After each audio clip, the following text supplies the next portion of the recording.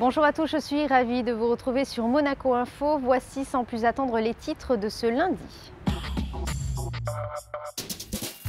Nous commencerons ce journal avec l'ouverture du Sportel, nouvelle édition au Grimaldi Forum.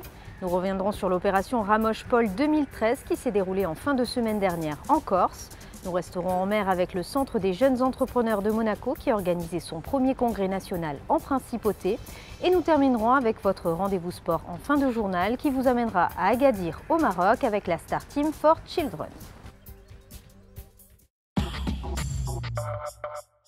En ouverture de ce journal, le 24e Sportel de Monaco qui a ouvert ses portes au Grimaldi Forum et ce jusqu'à jeudi.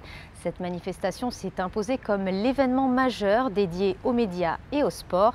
Fabien Bonilla vous lève le voile sur cette nouvelle édition avec notamment le championnat de Formule 1 électrique. 24 ans après sa création, le Sportel est devenu le rendez-vous incontournable du sport et des multimédias. Avec 2400 participants, 200 exposants et 70 pays représentés. Le cœur de Sportel, c'est bien évidemment la vente et l'achat des droits sportifs pour la télévision et les nouveaux médias. Nouveaux médias veut dire tablettes, smartphones, internet, etc. puisque le marché des droits TV a beaucoup évolué. Disons que la base est la même, le football, les sports mécaniques, le basket, bon, ça ce sont des piliers de toujours. Et maintenant nous avons depuis quelques années tous les sports de combat, très en vogue actuellement.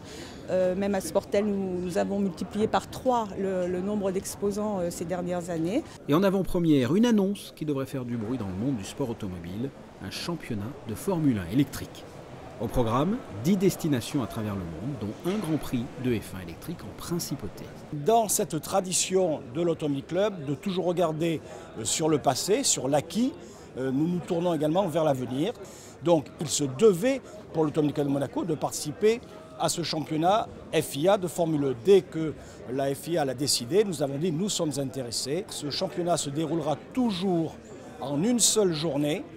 Et le samedi, pour ne pas concurrencer le dimanche avec les épreuves de Formule 1, sur des circuits qui sont des circuits urbains et différents de la Formule 1, c'est-à-dire qu'à Monaco, nous n'utiliserons qu'une partie du circuit de Formule 1, la partie basse, c'est-à-dire que les voitures, lorsqu'elles arriveront à Sainte-Dévote, n'utiliseront pas la montée d'Ostende pour aller vers le casino, mais prendront sur la droite, ce qu'on appelle l'avenue Kennedy à Monaco, pour aller vers la chicane et revenir sur donc la partie basse qui fera un circuit de moitié du circuit de Formule 1, 1 km 700.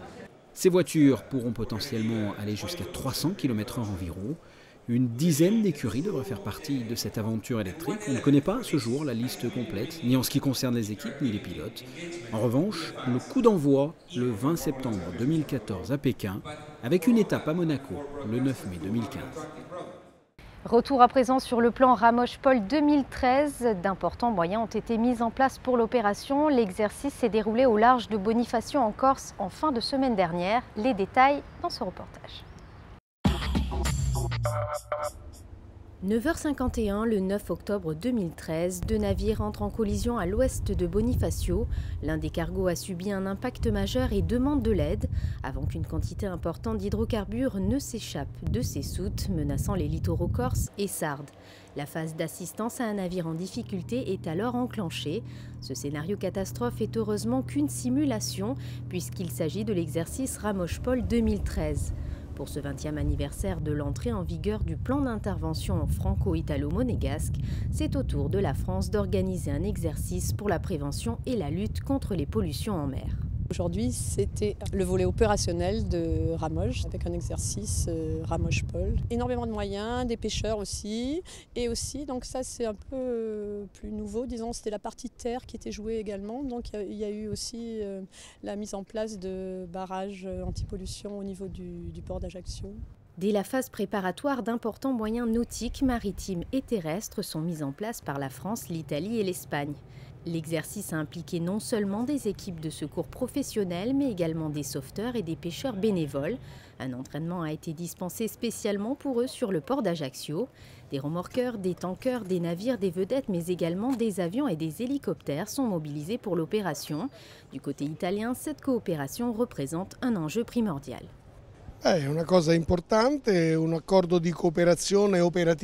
C'est important car cet accord de coopération est opérationnel et non pas uniquement oral.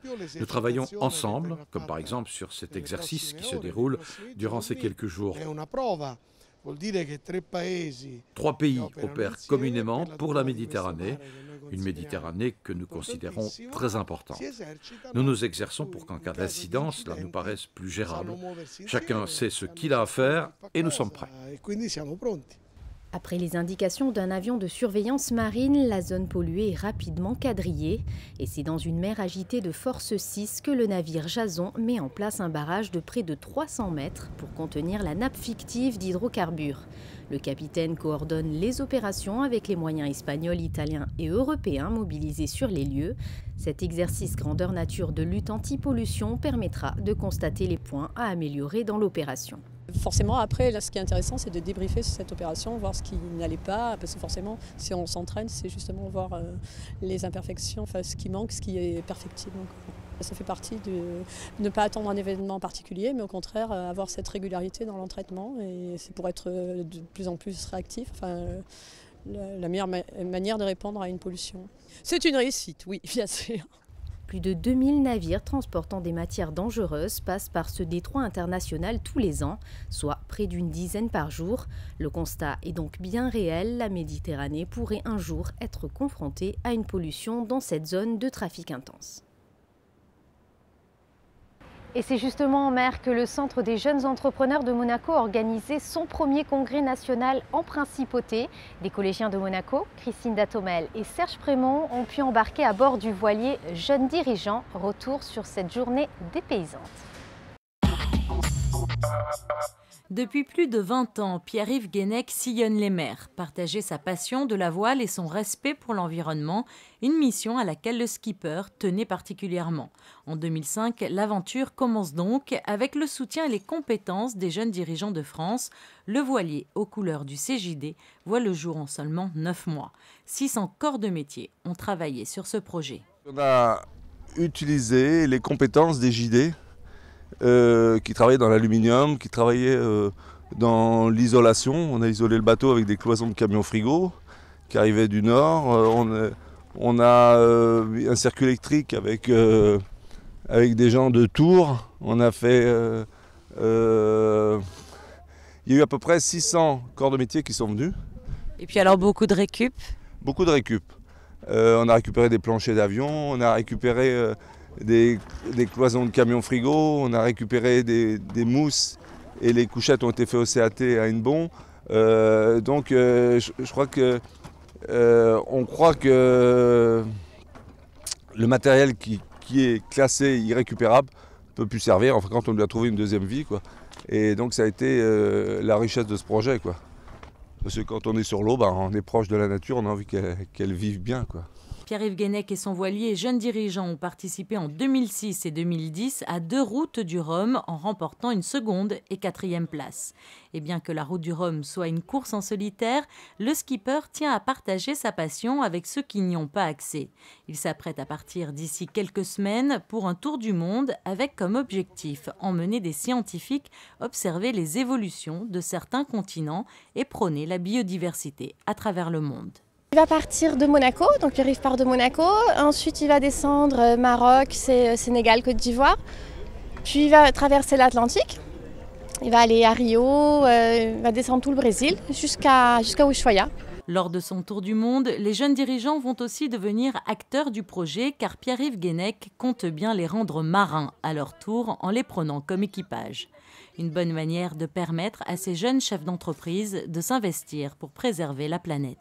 Le monde de l'entreprise prenne conscience que la planète, il faut y faire attention de très près et puis communiquer ça à l'international.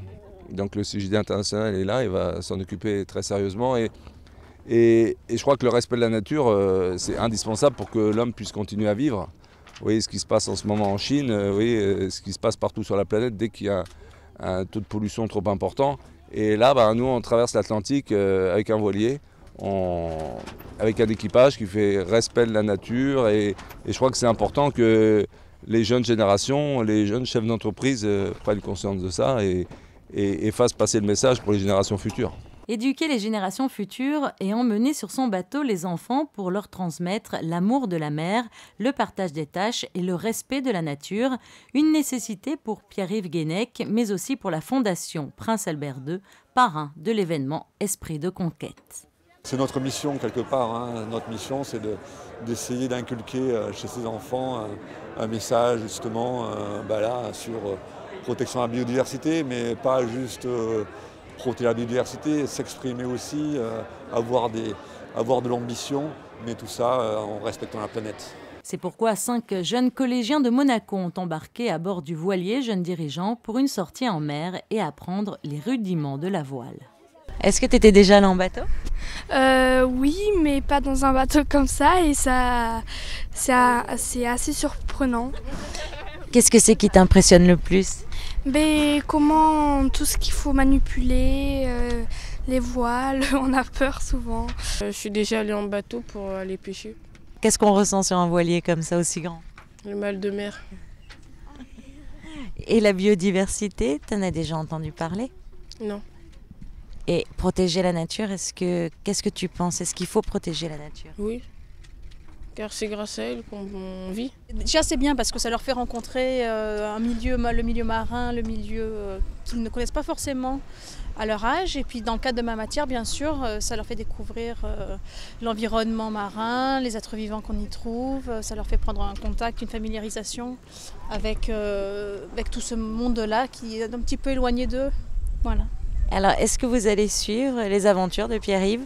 Oui, la sortie va se prolonger avec des échanges principalement par mail avec le skipper afin de découvrir les êtres vivants qu'il peut voir au cours de ses différentes pérégrinations. Et il nous enverra des photos, on travaillera sur ces êtres vivants pour découvrir la biodiversité. Vous pourrez le suivre sur son site internet, donc c'est 55degressud.com. Et on pourra suivre jour après jour donc, tout son parcours, ce qu'il a fait, où il est. Et puis on pourra aussi interagir avec lui. Le CJD, le Centre des jeunes dirigeants, fédère aujourd'hui 13 entités nationales et regroupe pas moins de 5000 entrepreneurs. Son ambition, porter la voix de ces jeunes dirigeants qui œuvrent au quotidien pour une économie plus humaine, plus responsable et prôner l'émergence de comportements plus respectueux pour les générations futures. Lors de ce congrès Esprit de conquête, le CJD avait convié Olivier Ducruy. Il nous présente son projet Sarah, une application pour smartphone accessible aux personnes déficientes visuelles pour les aider à naviguer avec un maximum d'autonomie. L'idée, c'est d'utiliser les fonctions de GPS des smartphones et des tablettes pour restituer vocalement, avec une synthèse vocale, des informations relatives à la glisse du bateau, le cap, la vitesse, et aussi des informations relatives au parcours, c'est-à-dire la distance par rapport à un point de route ou le cap à tenir pour rejoindre un point de route. Et voilà. Et comment est née cette idée ? Alors, en fait, donc moi je suis déficient visuel, j'ai une maladie de la rétine qui fait que je suis très malvoyant, voire non-voyant en cas de forte luminosité, comme c'est le cas sur un bateau. Et malgré tout, j'ai découvert la voile dans les années 90. Et tout de suite, c'est avec énormément de plaisir que j'ai pratiqué la voile parce que c'est un sport adapté aux déficients visuels. La voile, c'est avant tout la perception, la sensation du vent. Et donc, on peut barrer. Je dis souvent, moi, le voilier, c'est le seul véhicule que j'ai jamais conduit, grâce à la sensation du vent, à la gîte du bateau, à des repères auditifs. Voilà. Mais ceci dit, après, on est un petit peu limité pour tout ce qui est gérer la navigation sur le bateau. Et sachez que l'application Sarah sera disponible d'ici 6 à 12 mois sur tous les smartphones. Et dans le reste de l'actualité en bref et en images, la journée internationale de la fille s'est déroulée à l'hôtel Columbus. L'événement était organisé par l'association Gender Ops qui a pour objectif de lutter contre les violences et discriminations basées sur le genre. À cette occasion, le film Girl Rising a été projeté afin de sensibiliser le public sur l'éducation des filles et des femmes. Toujours dans le domaine associatif, vous le voyez sur ces images, Écoute Cancer Réconfort a organisé un concert Alexandrine chante le 7e art ce vendredi soir au Théâtre des Variétés, une soirée musicale dont les fonds ont été intégralement reversés à l'association.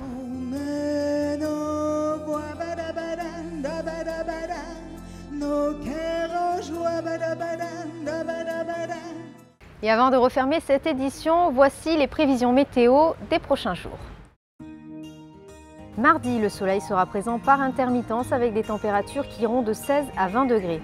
Mercredi, moins de nuages que les jours précédents, un vent faible et un mercure stationnaire. Jeudi, retour du soleil avec un thermomètre allant de 16 à 22 degrés. Et enfin vendredi, très belle journée en perspective avec une maximale de 22 degrés. C'est la fin de cette édition, merci de l'avoir suivi. À présent, retrouvez comme chaque lundi votre rendez-vous sport présenté par Frédéric Elion. Très bonne semaine à tous sur Monaco Info. Bonjour à tous et bienvenue sur Monaco Info, ravi de vous retrouver comme chaque semaine pour une nouvelle édition de votre journal des sports. Nous parlerons boxe thaï et danse dans ce journal, mais partons du côté du Maroc pour ouvrir ce journal, le Maroc où se déroulait le Golf and Fashion in Agadir en fin de semaine dernière. Cette compétition amicale a rassemblé de nombreuses personnalités du monde du sport. Émilie Rousseau et Lionel Bernardi étaient sur place, voyez leur reportage. Après Limone pour une compétition de ski, Monaco pour le traditionnel match de football, c'est à Agadir que la Star Team for Children s'est réunie pour 2 jours de compétition amicale. Au programme du golf, du water-polo et de la pétanque, le tout dans une ambiance conviviale et en présence de son Altesse Sérénissime le Prince Albert II, président d'honneur de la Star Team for Children. Le coup d'envoi symbolique de cet événement a d'ailleurs été donné par le souverain sur le green d'un terrain de golf d'Agadir. Les membres de l'association monégasque ont ensuite pris le chemin de ce parcours entre dunes et lacs. Parmi eux d'anciens skieurs, d'anciens footballeurs, débutants ou confirmés dans la discipline. Et c'est l'équipe de José Cobos, l'ancien joueur du PSG et de l'OGC Nice, qui s'est distinguée dans cette première compétition. Le lendemain, après un water-polo amical sous le soleil d'Agadir, la Star Team for Children s'est rassemblée sur les terrains de pétanque et il faut dire que les parties ont été serrées. En finale, l'équipe du Prince Albert II est opposée à celle de Sonny Anderson. Là aussi, les men sont très disputés, l'équipe du Prince prend l'avantage et c'est d'ailleurs le souverain qui apporte le point gagnant à son équipe et qui remporte ainsi ce tournoi.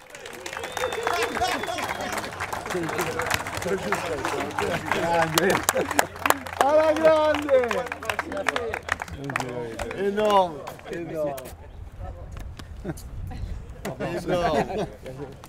Cette finale était assez, au début, un peu dure, mais c'est vrai qu'il a eu la balle. Voilà, comme on dit toujours, les grands joueurs sortent toujours dans les bons moments. Il a eu la balle, le dernier boule à jouer, il a fait le point, ils ont mérité la victoire.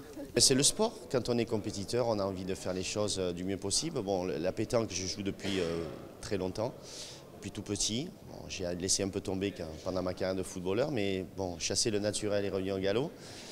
Donc c'était, mais puis le plaisir, voilà, c'est convivial. La pétanque étant un sport du Sud, c'est vraiment le symbole de la convivialité, du partage, de l'amitié. Et c'est l'image de cette compétition et voilà, de Mao Rose qu'ils essayent de faire avec le Prince Albert. La convivialité, le sport, voilà, partager des moments dans un cadre superbe. On a très bien mangé. Voilà, c'est waouh, super. Un grand élan de générosité et de solidarité, voilà ce qui caractérise la Star Team for Children. Depuis 1993, l'association collecte des fonds pour venir en aide aux enfants défavorisés dans le monde. On a parlé, moi et le prince, et on a dit pourquoi on ne va pas mettre ensemble tous les sportifs d'élite qu'il y a à Monaco pour aider les enfants, les gens qui ont besoin et créer une association sportive. Il est né comme ça, mais c'était né comme un groupe d'amis. Là, aujourd'hui, après 20 ans qu'on a fait cette année, on a 240 athlètes, on a fait 74 événements, on a fait beaucoup de bien, les enfants, et on grandit encore. Mais surtout, c'est l'esprit, c'est la communication que nous, on donne. Que les gens qui l'ont beaucoup, ils peuvent aussi aider les gens qui ont besoin, et surtout les enfants. Et pour les 20 ans de l'association, Ahmed Benissad, consul de Monaco à Agadir, a tenu à apporter sa participation en organisant cet événement au Maroc, mais également en faisant don de 220 000 dirhams, soit près de 20 000 €. Cette somme servira à opérer à Monaco des enfants marocains souffrant de problèmes cardiaques. Je suis très content, je suis très heureux que nous, au Maroc, avec nos moyens, nous puissions participer à l'image de Star Team. Nous sommes très heureux. Voilà, je suis très content d'avoir pu aider à ce que ce projet passe bien et se termine encore mieux. Cet événement sportif et caritatif s'est clôturé par une soirée de gala en présence du couple princier. Fort de ce succès, Agadir devrait une nouvelle fois accueillir la Star Team for Children l'année prochaine. Vous venez de le voir, David, Ginola et Marco Simone étaient présents à Agadir. Émilie Rousseau en a profité pour recueillir leur impression sur le début de saison de l'AS Monaco. L'ASM qui, je vous le rappelle, est leader du championnat de Ligue 1. Monaco fait partie du paysage footballistique français depuis de nombreuses années. C'est une équipe qu'on a envie de voir et qui est présente. Voilà, il y a des moyens. Ils ont acheté des joueurs de grande qualité, des joueurs confirmés et des joueurs au potentiel de venir. Voilà, Léo Campos, les Casco, tous ces joueurs qui sont, à mon avis, devant. Le petit Rivière devant qui marque des buts. Donc, je pense qu'ils ont un potentiel pour véritablement concurrencer le Paris Saint-Germain. Le titre va se jouer entre ces deux équipes, je le pense réellement, parce que c'est vraiment les deux équipes qui m'ont montré le plus de potentiel pour durer sur toute une saison. On peut faire illusion sur un match ou deux, mais une équipe comme l'ASM et comme Paris Saint-Germain sont des équipes qui vont, à mon avis, sur le temps, être beaucoup plus compétitives parce qu'ils ont plus de qualité. Je crois que la chose plus éclatante, c'est d'être arrivé à trouver tout de suite un équilibre dans une équipe qui normalement elle était annoncée forte parce que quand on regarde les investissements faits, c'était dans la logique normale d'être là, mais ce n'est pas toujours évident, même si on met beaucoup d'argent, même si on a tout de suite des grands champions, de trouver un équilibre à niveau d'équipe. Je crois que jusqu'à là, l'équilibre a été trouvé. Il faut garder les rythmes, il ne faut pas se disperser, il faut savoir que le championnat est long, il est dur. Et ça peut arriver qu'il y aura des moments difficiles où on croit d'avoir un peu perdu la route, mais parce qu'on s'attend beaucoup, mais il ne faut pas, parce que je pense que cette saison-là, c'est vraiment la saison à préparer pour l'année prochaine. Bien sûr, s'il arrive une place dans les 3 premières, ce serait bien, mais il faut bien préparer la saison prochaine pour être bien sûr gagnant. La Principauté accueille fréquemment de très nombreux sportifs de haut niveau. Certains viennent s'y entraîner et d'autres viennent transmettre leur savoir. C'est le cas de Rino Pichichtai, spécialiste de Muay Thai. Le Thaïlandais est actuellement à Monaco pour donner des cours aux membres de l'Académie de self-défense et de sport de combat de Monaco. Voyez ce reportage.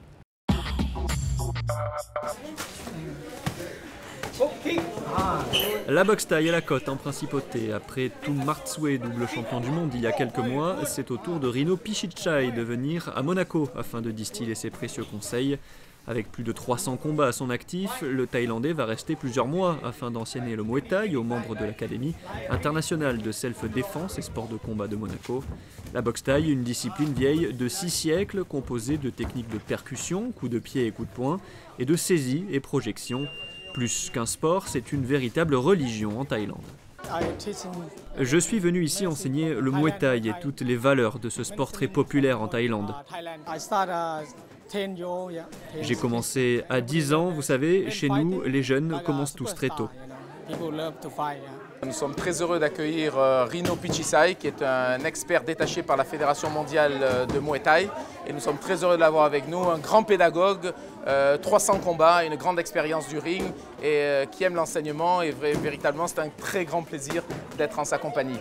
Cette discipline est en plein essor et attire de plus en plus de monde. Après plusieurs années de karaté, Mathieu vient de se tourner vers le Muay Thai et a eu le privilège de s'entraîner avec Rino Pichichai. Ça change beaucoup parce que précédemment j'étais au karaté, donc c'était plus technique et plus souple. Et maintenant ça fait pas très longtemps que je suis ici, des nouveaux professeurs, notamment Rino, un spécialiste, du coup ça change beaucoup, c'est vraiment super, j'apprends plein de choses et je suis prêt à continuer comme ça. Le Muay Thai sera à l'honneur lors de la prochaine édition des Monte Carlo Fighting Masters le 14 juin prochain avec 8 combats opposant les meilleurs boxeurs thaï au monde. Et dans le reste de l'actualité sportive, en bref, le club bouliste du Rocher accueillait ce week-end le challenge international Denis Ravera. 11 nations ont été représentées avec la présence de l'Australie et de la Chine cette année. Côté monégasque, notez la belle victoire de la doublette Grillet-Bresciano en moins de 14 ans. Belle deuxième place également pour Jessica Samarati au tir de précision en moins de 18 ans. En basket, les Monégasques se sont rassurés avec une belle victoire face à Saint-Chamond, leader invaincu, 97-77 score final. 2 victoires et 2 défaites pour la Rocket Team en ce début de saison. Victoire également pour Monaco en volée. Les coéquipiers de Christophe Ulivieri l'emportent 3-7-1 face à Castres samedi. 3 victoires et 1 défaite. Bon bilan pour le promu monégasque en National 2. Et enfin, l'ASM Handball a arraché un match nul à Marseille samedi 24 partout. Les joueurs de Stéphane Cordinier sont 7e avant la réception d'Istres samedi prochain en Louis II. Et coup de projecteur à présent sur une nouvelle école de danse qui va ouvrir ses portes prochainement au jardin d'Apolline. Monaco Art plus Danse proposera de nombreux cours et ce, du lundi au samedi. Émilie Rousseau a visité les nouveaux locaux. Voyez son reportage. Avant, elle s'appelait Danse Plus, appelez-la désormais MAD, Monaco Art Plus Danse. En plus de changer de nom, cette école de danse change de locaux pour s'installer dans les jardins d'Apolline.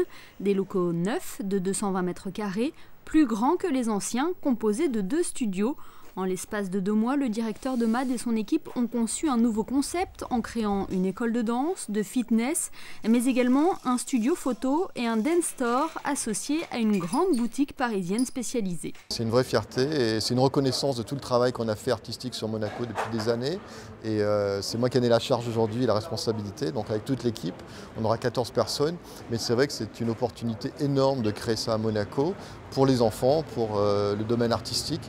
On va vraiment développer sur Monaco quelque chose qui ne s'est jamais fait et on va pouvoir avoir une expansion de l'activité très grande. Et surtout d'être ici, c'est le quartier, the place to be, et on va être dans ce bel espace. Une dizaine de professeurs donneront leurs cours ici, des leçons de jazz, de contemporain, de ballet ou encore de claquettes. Les dernières tendances sont également au rendez-vous avec des cours de zumba ou de hip-hop. C'est une vraie équipe. Donc il faut savoir qu'on a des cours le matin, qu'on a les cours de midi, qu'on a les cours jusque tard le soir. Donc on essaye de proposer vraiment quelque chose de large, voilà, pour tous les âges, voilà, pour toutes les disponibilités aussi. Il y a des mamans qui sont libres qu'entre midi et 2, qui viendront prendre leurs cours de jazz ou de fitness entre midi et 2. Il y a des mamans qui sont libres le matin, qui viendront le matin avec leur petit bébé et tout ça. Donc c'est vraiment important pour nous d'avoir un large éventail de professeurs aussi pour avoir des différentes disciplines à proposer. Monaco Art Plus Danse devrait ouvrir ses portes d'ici la fin du mois. 400 personnes se sont déjà inscrites et il reste encore des places. Plus d'informations sur ce site internet, le www.madmonaco.com. Ce journal des sports est terminé. Je vous quitte sur ces images tournées samedi au Judo Club de Monaco. Loïc Pietri, sacré champion du monde en moins de 80 kg, est venu donner un cours aux licenciés du club. Rappelons que le fils de Marcel Pietri, directeur technique de la Fédération monégasque de judo, a foulé les tatamis monégasques jusqu'à l'âge de 18 ans. À très bientôt sur Monaco Info.